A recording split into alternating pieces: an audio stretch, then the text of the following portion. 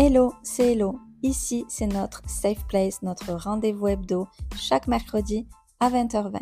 Développement perso, expérience de femme, de vie, dose de bien-être et spiritualité. Bienvenue sur Confidence Podcast. Je vous souhaite une belle écoute. On se retrouve dans ce nouvel épisode pour vous parler, comme vous l'avez vu dans le titre, de la création de contenu, tout simplement parce que tout d'abord, c'est quelque chose que je fais moi-même, donc j'avais envie dans cet épisode de vous parler un petit peu plus de moi et que tout simplement aussi parce que c'est devenu un métier aujourd'hui. Beaucoup de personnes sont créatrices de contenu ou influenceuses. C'est en gros le même terme, mais voilà, on aime mieux donner le terme de création de contenu, créateur de contenu. Donc voilà, j'avais envie de vous partager un petit peu ce que je fais un petit peu au quotidien ou presque, en plus de mon métier. J'avais envie de vous partager un petit peu, de vous parler un petit peu de tout ça. Je l'avais déjà fait un petit peu sur YouTube, mais j'avais envie de vous parler un petit peu de ce thème-là ici aujourd'hui et vous donner un petit peu des tips pour celles qui seraient intéressées. Puisque j'avais suivi une formation, c'était en 2019, quand j'ai un petit peu démarré les réseaux. Je connaissais une personne qui faisait une formation et du coup qui m'avait proposé ça et voilà, j'avais utilisé mon compte CPF pour ça parce que j'en avais pas l'utilité, mais du coup je m'étais dit que ça pouvait être cool d'en apprendre un petit peu plus parce que c'est un sujet que j'aime beaucoup, qui m'intéresse beaucoup, tout ce qui est création de contenu, mais tout ce qui est principalement voilà Instagram, mais voilà tout ce qui est le montage, etc. Je trouve ça très intéressant. Donc du coup nous voilà aujourd'hui, on va parler un petit peu de tout ça. Donc tout d'abord, on parlait déjà un petit peu de moi rapidement, vous expliquer comment j'ai commencé, etc. Du coup moi sur Instagram, parce que c'est par là que j'ai commencé, par Instagram j'ai commencé en 2019. Alors avant, bon, il y a eu Facebook, hein. Les années précédentes, Instagram, ça a démarré en 2010. C'est une application qui existe depuis très longtemps, qui a énormément changé. On va un petit peu en parler. Mais c'est vrai que moi, j'ai commencé en 2019. J'ai commencé par partager, suite à une relation toxique dans laquelle je m'étais séparée à ce moment-là.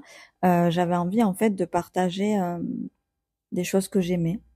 Voilà, donc en fait, j'ai commencé par partager un petit peu de skincare, des produits de beauté que j'utilisais, etc. Après, j'ai commencé un petit peu à partager mes looks, en faisant des photos à la maison, etc. Petit à petit, j'ai commencé à faire des photos à l'extérieur, etc. Et voilà, c'est un petit peu comme ça que j'ai commencé. Ensuite, il y a les collaborations qui ont commencé à débuter, principalement sur la beauté. J'organisais un petit peu des concours, etc. Donc voilà, ça c'était en 2019. Ensuite, en 2021, pour celles qui me suivaient déjà il y a plusieurs années, en 2019, en 2021, j'ai recommencé mon compte à zéro parce que je souhaitais avoir plus d'engagement, etc. Je trouvais que c'était un petit peu compliqué. Voilà. En fait, j'ai eu envie de recommencer parce que tout simplement, je me suis dit qu'il valait mieux avoir un tout petit compte avec plus d'engagement, etc., des abonnés actifs, etc. Et du coup, voilà, c'est comme ça que j'ai recommencé en 2021. Donc, en fait, mon compte actuel, Elodie Jauvert, il a plus de 4000 abonnés, mais il a 2 ans et quelques, en fait, parce que j'avais commencé en juillet. J'avais recommencé en juillet 2021. Donc, voilà pour la petite histoire. Ensuite, au moment du confinement, j'ai commencé un petit peu à utiliser TikTok, comme beaucoup à ce moment-là, je pense. Je l'utilise toujours. J'aime beaucoup parce que c'est plus simple, plus naturel, il n'y a pas de feed, il y a vraiment des vidéos simples. Il y a beaucoup de choses à faire sur TikTok. C'est un réseau qui a pris énormément d'ampleur. C'est plus réservé aux danses, aux chants, etc., au acting. Vraiment, il y a vraiment de tout, absolument de tout. D'ailleurs, au confinement, j'avais partagé une recette de cuisine, de mini croissants au Nutella, et elle avait fait le buzz, enfin, incroyable. Je m'y attendais absolument pas. Aujourd'hui, elle a, je crois, 260K. Donc voilà, elle continue un petit peu à monter encore aujourd'hui, quoi, des années après. Donc voilà, et puis après, j'ai aussi une chaîne YouTube, parce que je me suis lancée sur YouTube, je pense, à environ en même temps que TikTok. Je crois que ma chaîne, elle date de 2020. Donc sur YouTube, je partage un petit peu moins, j'avoue, mais voilà, je partage de la mode, des hauls principalement, des hauls mode beauté, des vlogs aussi, j'aime bien. Un petit peu tout ça, un petit peu de développement personnel, un petit peu d'expérience aussi, euh, en format short aussi. Voilà, c'est un petit peu tout ce que je fais. Et puis la création ici sur le podcast, plus récemment. Mais voilà, c'est vrai que j'aime beaucoup la création de contenu. Voilà, c'est ce que je fais au quotidien. Comme je vous le disais, j'adore faire des photos. J'adore faire des vidéos aussi. J'adore le côté montage vidéo. C'est quelque chose que je fais depuis des années et des années. Même quand j'étais au lycée, donc c'est-à-dire aux alentours des années 2000, 2007, c'était 2005, 2007. Je faisais déjà des montages photos, vidéos sur un logiciel à l'époque. C'était voilà sur ordinateur, sur Windows Movie Maker à l'époque. Enfin voilà, j'adorais vraiment ça. J'adore ça depuis longtemps. J'avais un blog aussi à l'époque que j'avais arrêté par la suite. Et d'ailleurs, il y a pas si longtemps encore, j'avais un blog, mais j'ai décidé de l'arrêter parce que je pense que c'est un format qui ne fonctionne plus aujourd'hui. Les influenceuses qui en ont un encore, elles l'ont depuis des années et des années. Je pense que ça fonctionne encore pour elles. Mais ce qui marche aujourd'hui, c'est Instagram et TikTok euh, le plus, je pense, même si ça a énormément changé. Donc voilà, je voulais vous en parler. Instagram, ça a beaucoup changé. C'est apparu en 2010 et du coup, c'est vrai que les influenceuses d'aujourd'hui, on commence avec Instagram au départ, dans les années 2010-2012 en moyenne. Euh, donc voilà, j'avais écouté un podcast où Noélita était interviewée. Je trouvais ce podcast passionnant. Je trouvais ça hyper intéressant de l'entendre, de savoir par quoi elle était passée, comment elle était passée, euh, tout ce que ça a engendré dans sa vie, etc. Elle a parlé aussi de qu'elle utilisait beaucoup l'affiliation, voilà, les liens, etc. Qu'elle avait gagné beaucoup avec ça. Je trouvais hyper intéressant d'écouter son parcours. Voilà, Instagram, ça a beaucoup changé maintenant. Elle expliquait l'engagement, il a beaucoup baissé à l'époque. Les posts, ils étaient vus très facilement. Aujourd'hui, c'est plus le cas. Il y a beaucoup de choses qui ont évolué. Il y a beaucoup de nouvelles fonctionnalités qu'il faut utiliser, comme les stories, comme aujourd'hui, il y a le canal, euh, il y a les notes. Il y a vraiment beaucoup de choses. Les hashtags, c'est plus utilisé comme avant. Aujourd'hui, personne utilise un hashtag pour rechercher quelque chose, enfin très peu de personnes, donc les hashtags c'est plus d'actualité. Ce qu'il faut faire, c'est, je vous mets un petit peu des tips rapidement, mais c'est un petit peu utiliser le SEO, c'est-à-dire le référencement à l'aide des mots-clés dans la bio, des mots-clés dans votre pseudo, des mots-clés en description, en caption, des mots-clés dans le texte alternatif. Ça, c'est vraiment ce qui va référencer vos posts. Vos réels aussi, c'est important de mettre une description, même si les gens ne le lisent pas forcément. Instagram détecte votre description, détecte vos mots-clés. C'est pour ça que c'est important de le faire. Je le fais de plus en plus. J'utilise beaucoup moins d'hashtags qu'avant. Donc du coup, voilà, les réels sont devenus quelque chose de très important sur Instagram aussi. Il y a des personnes qui ont vraiment percé parce qu'elles font beaucoup de réels. J'essaye d'en partager un petit peu plus qu'avant. Euh, mais voilà, c'est vrai que les réels, c'est quelque chose qui fonctionne. Ça a été repris bien évidemment de TikTok, puisque voilà, la vidéo de base, c'est TikTok. Instagram, c'est plus la photo. Mais voilà, c'est pour ça que j'en viens à vous dire que ça a énormément changé, les réseaux, ces dernières années. L'engagement, il a beaucoup changé. Donc, vous pouvez le voir, même sur les gros comptes qui ont que quelques commentaires, l'engagement, il n'est pas là à ce niveau-là. Et, euh, et voilà, c'est normal parce que j'ai envie de dire aussi les gens qui ont un compte lambda, un compte privé, ils regardent pas forcément tout ce qu'ils voient, ils scrollent beaucoup, ils connaissent pas forcément l'impact qu'il y a à mettre un commentaire, à mettre un like, à enregistrer un post, à partager un post. On s'en rend compte que quand on est dans le domaine de la création de contenu. Et c'est vrai que si on regarde sur les commentaires, etc., c'est beaucoup les autres créateurs de contenu finalement qui commentent plus que. Je pense qu'il y a un gros pourcentage, en tout cas, je ne saurais pas dire, mais je pense qu'il y a un gros pourcentage de créateurs de contenu qui commentent les posts des autres créateurs, des autres influenceurs. Le terme créateur de contenu, il s'est intégré aussi pour différencier les influenceurs de télé Et ça a beaucoup changé. Les gens se rendent compte que les influenceurs de télé ne sont pas des influenceurs. Enfin, en tout cas, voilà, il y a beaucoup de dropshipping, il y a beaucoup de choses malhonnêtes. Et c'est pour ça qu'il y a eu dernièrement une loi qui est passée demandant aux créateurs de contenu de notifier lorsque c'était rémunéré, lorsque c'était un produit offert, lorsque c'était un lien affilié. Moi, je suis pas vraiment concernée. Les petits créateurs sont pas vraiment concernés, même si la loi est passée et que c'est des choses qu'il faut déclarer aux impôts. Mais lorsque vous avez une entreprise, lorsque vous êtes rémunéré, bien sûr qu'il faut le déclarer de toute façon. Mais lorsque c'est produit offert, je pense que c'est plus pour les créateurs de contenu, justement pour que les gens fassent la différence entre ce qui est rémunéré ou pas.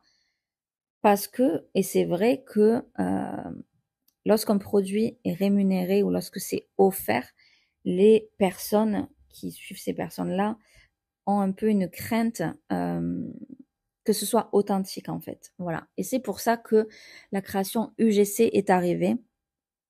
UGC, c'est un terme en anglais, mais tout simplement, la création UGC, c'est des personnes qui reçoivent un produit ou même qui achètent un produit et qui vont en parler, qui vont faire une petite vidéo, un petit unboxing, etc. Et c'est ça la création UGC, c'est de façon authentique et les marques l'ont compris et se dirigent beaucoup vers ce type-là de création. Il est tout à fait possible d'être rémunéré pour de la création UGC. Moi personnellement, je fais que du gifting jusqu'à maintenant. Je fais pas encore de collaboration rémunérée. Je pourrais le faire, mais pour l'instant, je fais vraiment que du gifting. Du coup, voilà, moi, je fais principalement du gifting. J'ai de plus en plus de collaborations en ce moment. J'en suis très contente. J'ai plus de 4000 abonnés et c'est vrai que ça augmente de plus en plus. Je travaille j'ai commencé avec des plateformes de partenariat différentes. Je vous avais fait une vidéo sur YouTube, donc n'hésitez pas à aller voir si vous l'avez pas vue. Je vais pas reparler de tout ça ici, c'est pas forcément le but, mais j'avais simplement envie ici de vous parler un petit peu de tout ça et de ce que je fais parce que c'est ce que je fais aussi en plus de mon travail d'aide-soignante, etc. Mais voilà, moi j'ai commencé avec des plateformes de partenariat. Je travaille encore avec la plateforme Skipper, anciennement Evency, donc j'ai quelques collaborations. D'ailleurs aujourd'hui j'ai partagé un concours avec la Provençale Bio. Donc voilà, ça c'est des marques qui travaillent avec ces plateformes-là et qui ensuite nous on postule et on reçoit le produit, on fait un post, on en parle, etc. Toujours avec authenticité. Enfin moi pour moi c'est très important de le faire et quand il y a des choses qui me plaisent pas, je vous le dis. Donc je vous parle beaucoup skincare. Voilà, beauté, mode. Donc voilà, plateforme de partenariat, Station Le Fil aussi un petit peu pour mes collabs avec Armani. Voilà, il y a plusieurs marques différentes. Yves Saint Laurent aussi. Et, euh, et sinon, voilà, je reçois aussi des mails de plus en plus de marques. Euh, Dernièrement, là, hier, je vous ai partagé la marque Berlook qui propose des maillots, des robes, des ensembles, des tenues de sport, voilà, différentes choses. Et j'avais choisi un maillot et vous l'avez beaucoup aimé hier dans mon post. Et je l'ai adoré aussi. Donc voilà, c'est un petit peu ce que je fais grossièrement sur Instagram et sur TikTok aussi. Avec par exemple Nail the Box. Je reçois la box tous les mois et je vous présente ça sur TikTok. Donc voilà, TikTok aussi, c'est vraiment un réseau pour lequel les marques se servent euh, pour, euh, pour travailler avec des créateurs de contenu, que ce soit nano-influenceurs, micro-influenceurs ou plus gros influenceurs. Ça dépend des marques, mais voilà. Voilà, moi, en tant que nano-influenceur, moins de 10 000 abonnés, je travaille sur TikTok, sur Insta. Mais voilà, en gifting, comme je vous l'ai dit, c'est ce que je souhaite faire pour l'instant. Et on verra par la suite. Mais en tout cas, je suis très contente. J'ai aussi parfois des invitations à des événements, des choses comme ça. Je trouve ça très cool. Et voilà, moi, ça me plaît de vous partager mes looks, de faire de la photo, de la vidéo, etc. Pour les petits tips, je vous ai un petit peu parlé voilà, du référencement. Ensuite, moi, j'utilise des applications. Je vous en avais parlé dans l'épisode sur celle qui est organisée. Voilà, sur l'organisation, j'utilise une application qui s'appelle Structured, un petit peu organiser ma journée, mais ça c'est un petit peu pour vraiment une routine, c'est pas que pour les réseaux. Après j'utilise Preview et Unum aussi, euh, qui sont des applications pour organiser le feed. Je m'en sers aussi pour mon compte Confidence Podcast et je m'en sers pour mon compte aussi personnel, Elodie Jauvert. Donc voilà, ça c'est des applications que j'utilise. Après, j'utilise aussi la programmation des posts directement sur Instagram.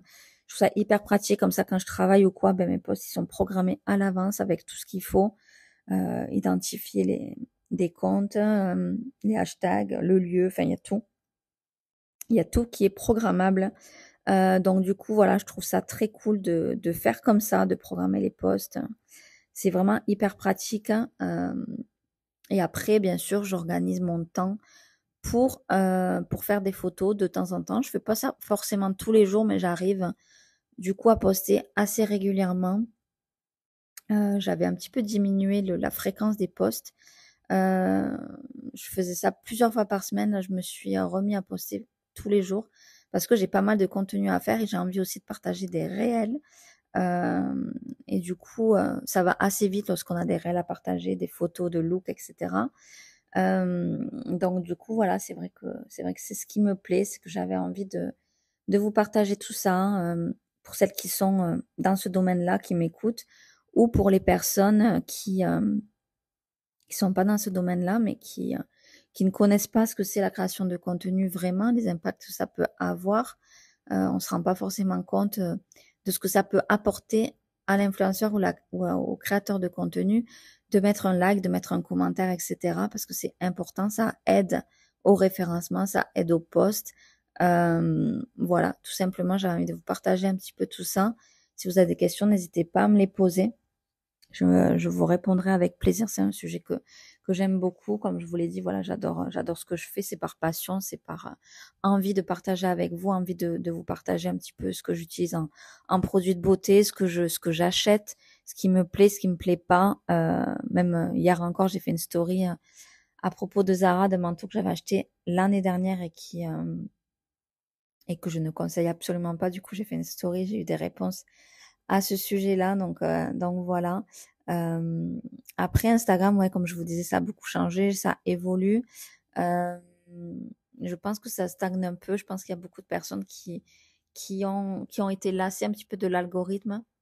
L'algorithme, il a beaucoup changé, c'est vrai. Après, ce que je veux vous dire, c'est que l'algorithme, quand même, c'est nous qu'on le fait. C'est nous qu'on décide quand on partage, c'est nous qu'on décide euh, quel contenu on va utiliser, c'est plus des réels, c'est plus des photos, etc. Alors oui, Instagram, il va pousser plus ou moins lorsque vous postez, que ce soit une photo, un réel, un carrousel, peu importe. Lorsque vous postez, euh, pourquoi, pourquoi le post va être poussé ou pas? euh, c'est rare d'être shadowban, voilà, c'est assez rare d'être shadowban quand même. Mais qu'est-ce qui va faire qu'il va être poussé? Ça va être l'engagement qu'il va y avoir au départ sur votre compte. Si vous avez un peu des likes, un peu des commentaires et tout, c'est ça qui va faire que votre post, il va être poussé. Si au départ, quand vous le postez, il est peu regardé, etc., bah, du coup, hein, ça va être plus difficile euh, à ce qu'il soit poussé, en fait, tout simplement. Après, oui, il y a des hashtags qui peuvent marcher, il y a la localisation, il y a différentes choses, comme je vous l'ai dit, le SEO qui va faire que Instagram, il va comprendre de quoi vous parlez. Si vous mettez des mots-clés, il va comprendre votre compte euh, qui soit en rapport, les mots-clés de votre bio qui sont en rapport avec votre contenu. Ça va lui permettre de bien référencer votre post et ça va vous permettre, voilà, de bien être référencé, de bien être visible. C'est ça qui fait la visibilité et aussi l'engagement. Il faut absolument être engagé envers sa communauté, répondre aux commentaires. C'est vrai que tout ça, c'est un petit peu des tips que je voulais vous partager, mais c'est vrai que quand on dit quand on demande aux personnes, parfois je vois ça, quand on demande aux personnes de s'engager sous nos posts, moi je j'aime pas trop faire ça honnêtement, mais je partage simplement mon post en story et puis ceux qui ont envie d'aller voir, ils iront voir. Mais lorsqu'on demande de l'engagement, il faut aussi que ce soit en retour, il faut être engagé envers sa communauté, il faut répondre. C'est très important l'engagement, même en message privé, en story.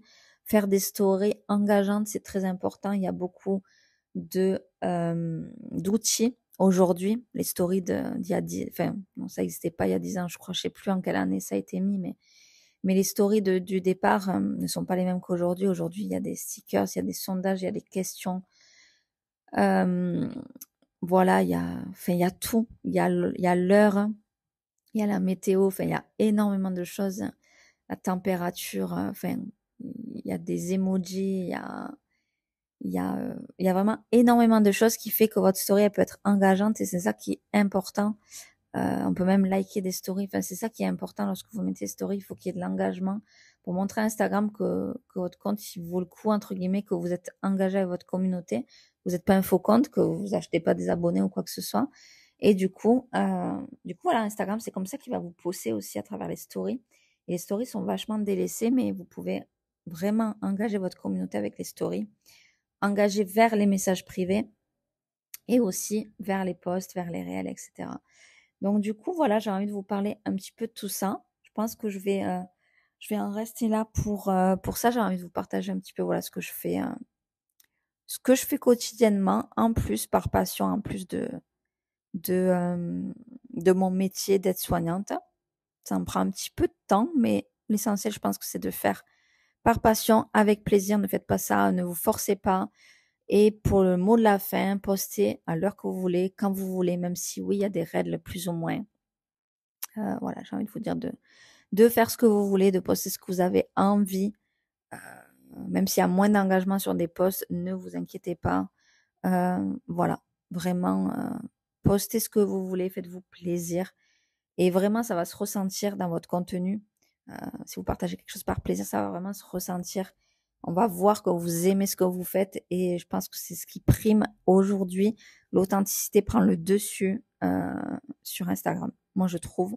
TikTok, voilà, c'est carrément une application très authentique et tout ça. Et donc voilà, j'ai envie de vous dire ça un petit peu. Pour le mot de la fin, j'espère que cet épisode vous aura plu. Et du coup, je vous retrouve mercredi prochain pour un prochain épisode. Je vous embrasse.